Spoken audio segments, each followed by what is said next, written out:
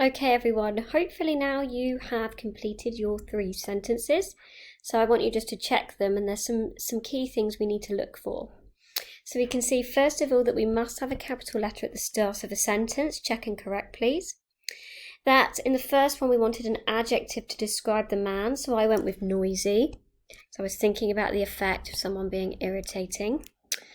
And I also used a prepositional word or phrase, so who, and I'm going to say what he did. So what did he do that was irritating? Well, he was a noisy man who chomped, I've got my verb here, his crisps loudly on the bus. And it's important that I say where he is and what he's doing to make sure that the sentence is really precise. At the end, we must have a full stop, so check that too. Okay, the second one was a flower. So I went with 2 adjectives, the fresh white flower, and then I also used a preposition, so in, so I need to say where it is and what it's doing. So it was in the glass vase and it looked beautiful. So I know it's a clear sentence because it's got a verb as well as the noun phrase. I've got a full stop here I'm going to add to the end. Okay, the toddler, let's check my capital letter at the beginning. I've got that preposition with. So what does the toddler have that was naughty? Well, didn't really know what to say here, so I've put this toddler with a short temper, because I do remember, toddlers tend to have some quite impressive temper tantrums. And I've said what they did. Well, they let out a loud scream. Okay, a scream in anger and a full stop at the end. Okay, well done. So we've got some more effects to add here. So over to you. This time you've got a castle and you need to convey that it is a broken down building. You also have a very messy garden to describe, as well as a fast vehicle and motorbike. So I'd like you to use these sentence structures again. Think carefully about your top tips. How are you going to add to them? And make sure that each one is a full sentence. It contains a subject, a verb, and an object. Off you go.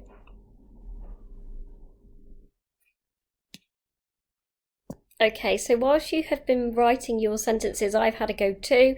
So I've got the ancient and decaying castle, which stood on the cliff top, showed its age. Remember, I must add the verb here, okay, to my noun phrase. The ancient and decaying castle, that's one noun phrase. The ancient and decaying castle which stood on the cliff top is another part of the noun phrase, so I must add this extra information on the end. I have the chaotic garden which was filled with weeds, it's one noun phrase, but I needed the verb. So, needed some care. The chaotic garden which was filled with weeds needed some care. So check your answer carefully, check that it reads as a full sentence please and not a fragment. And the last one here, I've put the bright red motorcycle or motorbike with an expensive engine sped past the children. So my verb here, sped, finishing off that sentence really nicely. Once you've checked your work and added any verbs to the sentence if you need to, just do a check for your capital letters please and full stops on each one.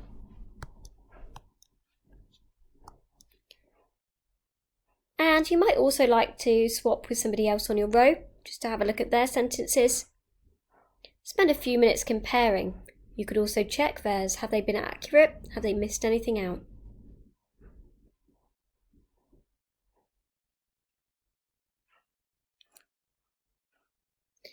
Okay, so press play again when we're ready to move on. So our final piece of writing is going to be an independent one. This means that you're going to put in the skills we've practiced today into action on your own.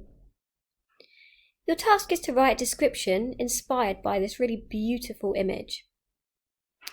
And to show you've been successful in this task, you will need to use a range of noun phrases and be able to show that you can include a range of techniques to develop them. So that means using your top 4 tip list, adding adjectives, preposition with, other prepositions such as who or which, or perhaps words such as in, on or under. In order to help you with this, I have given you a guide and some useful vocabulary. So let's start with the vocab box here.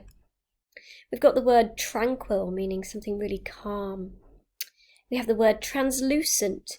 Something is translucent, we're able to see through it. So maybe we could describe the ocean as being translucent. We have the word serene. Again, something that is serene is really calm, peaceful and relaxing. We have the word idyllic. We use the word idyllic to describe something that is perfect, it's ideal, it's like a paradise. We have the word luscious. So if something is really rich, perhaps really green, it's growing very well, we might describe it as luscious. We have the word glistening. A little bit like something kind of the light catching it, sparkling almost, shimmering, as well as the word endless. And of course you can add any vocabulary that you wish to this task too, but I thought it would be useful to have a bank of words to guide us. So you have a structure here. You need to write a minimum of 5 sentences. Your first is going to describe the sky and the weather. So look at that lovely crystal clear kind of blue sky. And it just looks to me like really lovely warm weather. You might decide that there is a bit of a breeze though. You might want to think about how you're going to describe it using noun phrases. Your second sentence will describe the trees and their shadows. So again, thinking about those noun phrases, what adjectives, prepositions, relative pronouns might we use? Sentence 3 gets to describe the beach. And you can imagine here, perhaps there's people on it, maybe there's things happening on the beach too.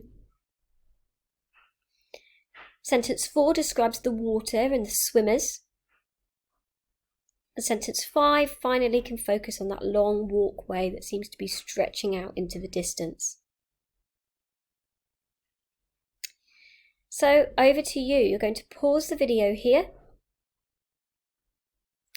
and spend about 10 to 15 minutes crafting your sentences to describe this scene.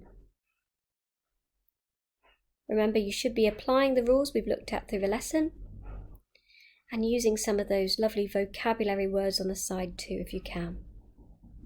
Pause the video and do that now, please.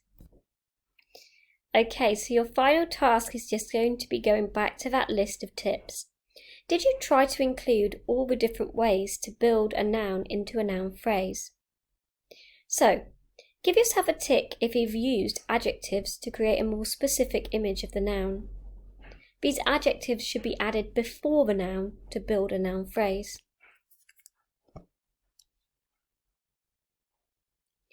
Now have a look at number 2. Have you written a sentence that includes the pronouns who or which in order to build a noun phrase? If you have, tick that one off.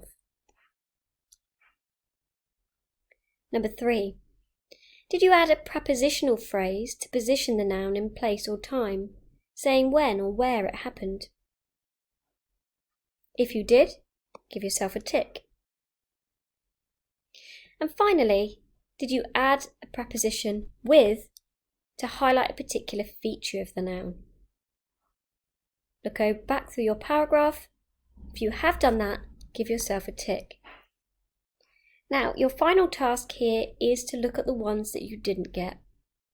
If you didn't write a sentence which uses any of those tips, you now have a short amount of time to go back and add them.